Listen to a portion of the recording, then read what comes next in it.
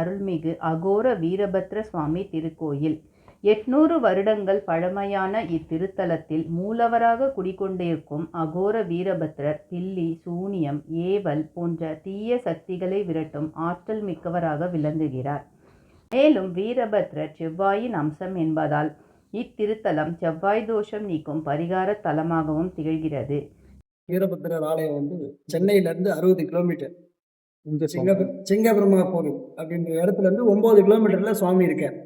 இங்கே பார்த்தீங்கன்னா இந்த ஊருக்கு பேர் அனுமந்தபுரம், அரண் அமைந்தபுரம்னு சொல்லுவாங்க. இந்த ஊருக்கு பேர் சிவனுடைய மகன். சிவபெருமானுக்கு 5 முகம். ஈசான, தத்புருஷம், அகோரம், வாமதேவம், சத்யோஜாதன்னு சொல்லிட்டு 5 முகம். அகோரமௌத ரூபம் வீரபத்ரர் சுவாமி. பார்த்தீங்கன்னா சாலிகிராம கல்லிலே இருப்பார் சுவாமி, சுயம்பு மூர்த்தி. இங்கே அகோரமௌத்துலேருந்து வீரபத்ர சுவாமி உற்பத்தி பண்ணி நீங்கள் போய் தக்ஷோட யாகத்தில் இருக்குன்னு சொல்லிட்டு சுவாமி கைலாயத்திலேருந்து அனுப்புகிறார். சுவாமி இங்கே என்ன பண்ணுறாரு, தூதனை வெட்டிடுறாங்க. அந்த ஆக்ரோஷம் தாங்க முடியாது, இவரே சம்மாரத்துக்கு போகிறார். தக்ஷனுக்கு இவரும் வீரபத்ரர் சண்டை நடக்கும்போது தக்ஷோட தலை வெட்டிடுறார். அக்னியில் உடனே அக்னியில் அம்பாள் தாட்சாணி ஆக்ரோஷத்தால் காளியை உற்பத்தி பண்ணி இந்த தக்ஷனுடைய இது ஆடு தலையை வெட்டி தக்ஷனுக்கு பொருத்தி அந்த தக்ஷன் இங்கே சாந்தமானதாக ஐதீகம். இங்கே பார்த்தீங்கன்னா சுவாமி அந்த கோபத்தினால தணிஞ்சதுனால சுவாமி செவ்வாவுடைய அம்சம். இந்த செவ்வாய் தோஷங்கள்லாம் நிவர்த்தி ஆகும். உதாரணத்துக்கு பார்த்தீங்கன்னா பில்லி, சூன்யம், ஏவல், வைப்புன்னு சொல்லுவாங்க. இது எல்லாமே சுவாமி வணங்கினா அது எல்லாமே சரியாகும். அது இல்லாமல் செவ்வாய் தோஷம்,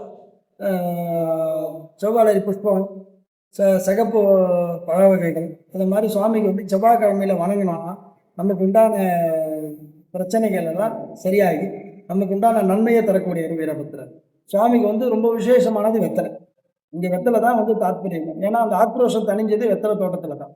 பில்லி, சூனியம், ஏவல் போன்ற தீய சக்திகளால் பாதிக்கப்பட்டவர்கள், மனநலம் பாதிக்கப்பட்டவர்கள், மனக்குழப்பம் மற்றும் மனசஞ்சலம் போன்ற பிரச்சனை உடையவர்கள் 5 அமாவாசை அல்லது 5 பௌர்ணமி நாட்கள் எதிரில் உள்ள குளத்தில் நீராடி வீரபத்ரரை தரிசனம் செய்து வேண்டிக் கொள்கிறார்கள்.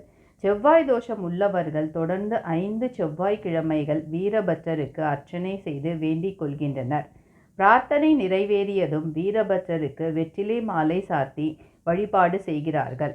பலர் முடிகாணிக்கை செலுத்தியும் பொங்கல் வைத்தும் வீரபத்ரரை வணங்கி வழிபடுகின்றனர்.